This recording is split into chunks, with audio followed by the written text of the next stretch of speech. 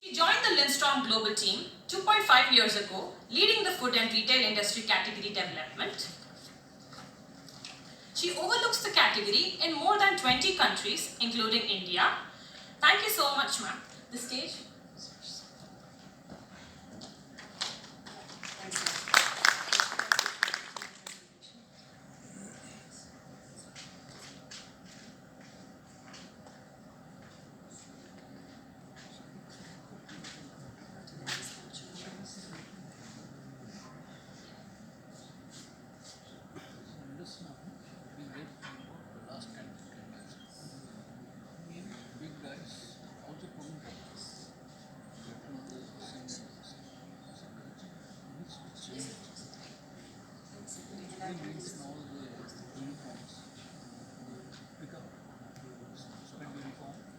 So thank you so much. First of all, I would like to thanks to Mr. Sarika Agarwal and Ms. Sarika Agarwal and Mr. Ramesh Agarwal to give us the honor to join for the Food Safety Works conclave. This is a great opportunity for us, Lindstrom, to give you a presentation about and introduce our company to you, and also to share our insights about quality culture in food industry companies. So very nicely I have been already introduced to you. Very shortly, as it was said, so I joined Lindstrom 2.5 years ago, and beforehand I spent more than 15 years in FMCG companies across the globe. So I worked for Danone, Life Nutrition and Coca-Cola company for many years in the area of quality and regulatory affairs. And today, here, I would like to talk about quality culture. Let me introduce a little bit my company, where I'm coming from. So Lindstrom is a 175 years old Finnish family-owned company. And this company is providing textile services for many industries, including food industry as well. Our purpose is that we care for our people and our planet by inspiring people to grow and shine the businesses in a very sustainable way. As I said, we are represented in 24 countries, and we are expanding ourselves mainly in the countries of Asia, such as Vietnam and Thailand as well. We are providing services across the globe to 182,000 customers, and out of that, in case of food industry, we are servicing to more than 7,000 customers across the globe. As I said, we are providing a circular business model to our customers. What does it mean? We are creating and making workwear uniforms for our customers. This is designed and specialized for the customer's needs. So whenever you have any specific needs, we are providing that support for you to design tailor-made specific garments for your specific operation. After we created the garment for you, we are taking care of hygienic cleaning and delivery services.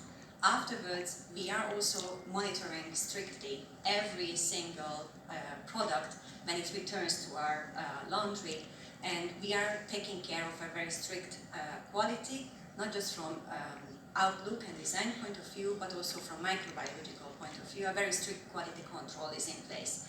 Every single product is checked upon arrival and upon release as well. Lastly, when the garment is going to end after 3 years roughly of its life cycle, we are also taking care of recycling. So every country we have a recycling partner which is actually supporting us, that we are not throwing out these garments to the landfills, but we are taking care of that we are making something good out of these used garments. And today, let's talk about quality culture in food industry. As we all know, the requirements, the GFSI requirements, are evolving year on year.